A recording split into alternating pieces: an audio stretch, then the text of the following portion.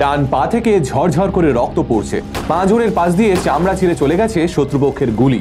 গ্রেনেডের হামলায় বাঁ হাতের 3টে আঙুলও ঠিকমতো কাজ করছে না। শরীরে এই ভয়াবহ অবস্থা নিয়েও কনকনে শীতের রাতে একটার পর একটা মেশিন গান থেকে গুলি ছুঁড়ে যাচ্ছে একটা 21 বছর বয়সী ছেলে। শত্রুপক্ষ ভাবছে হয়তো অনেক সোলজার মিলে তাদের উপর গুলি বর্ষণ করছে, কিন্তু আদতে ভারতবর্ষের হয়ে সেদিন একা লড়াই করেছিল 21 বছর বয়সী এক বীর যোদ্ধা।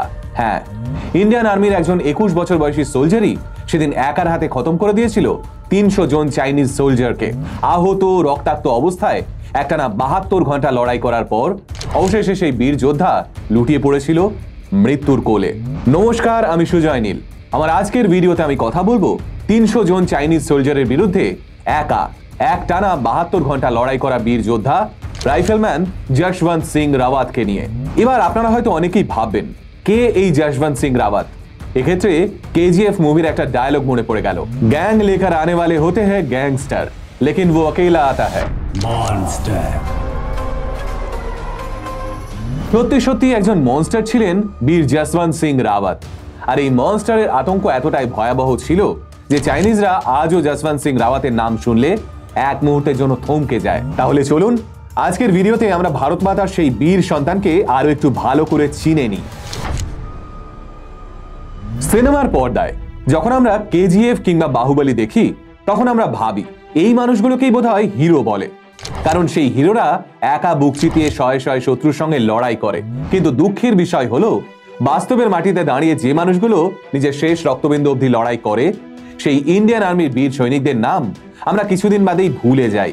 যশবন্ত সিং রাওয়াতের জন্ম 1941 সালের 17ই অগস্ট অবিভক্ত ভারতের উত্তরাখণ্ডে। ছোটবেলা থেকেই যৌথ পরিবারে বড় হওয়া যশবন্ত সিং বরাবরই চঞ্চল প্রকৃতির ছিলেন। তবে দাদু একবার স্বাধীনতা সংগ্রামীদের গল্প শুরু করলেই চঞ্চল যশবন্ত সিং শান্ত বাচ্চার মতো সেই বীরত্বের গল্পগুলো শুনতেন। এভাবেই নিজের চোখে ভারতবর্ষের স্বাধীনতা অর্জন এবং তার পরবর্তী অধ্যায় চাক্ষুষ করতে করতেই যশবন্ত সিং এর ইচ্ছে জাগে ভারতীয় আর্মিতে যোগদান করে দেশ সেবা করার। যশবন্তের জন্ম যেহেতু উত্তরাখণ্ডের কুমায়ুন অঞ্চলে, তাই ছোটবেলা থেকেই পাহাড়ে চড়া, পাহাড়ি জঙ্গলের মধ্যে দিয়ে ট্রেকিং করার অভ্যেস ছিল তার। আর ছোটবেলার এই অভ্যেসই পরবর্তীকালে চাইনিজ সোলজারদের কাছে আতঙ্কের কারণ হয়ে দাঁড়িয়েছিল। কিন্তু উত্তরাখণ্ডের একটা চঞ্চল ছেলে কিভাবে একজন ভয়ঙ্কর সোলজার হয়ে উঠলেন, সেটা জানতে হলে আমাদের ঢুকে পড়তে হবে ভিডিওর পরবর্তী অধ্যায়ে। সাল 1960, ইন্ডিয়ান আর্মির 4th ব্যাটালিয়নের গাড়ওয়াল রাইফেলস রেজিমেন্টে জয়েন করা সৈনিকদের সেদিন চাকরির প্রথম দিন ছিল। 19 বছর বয়সী একটা ছিপছিপে ছেলেকে চাকরির প্রথম দিনেই অত ছটফট করতে দেখে চোখ আটকালো ব্রিগেডিয়ার ধরম সিং এর। তিনি ছেলেটাকে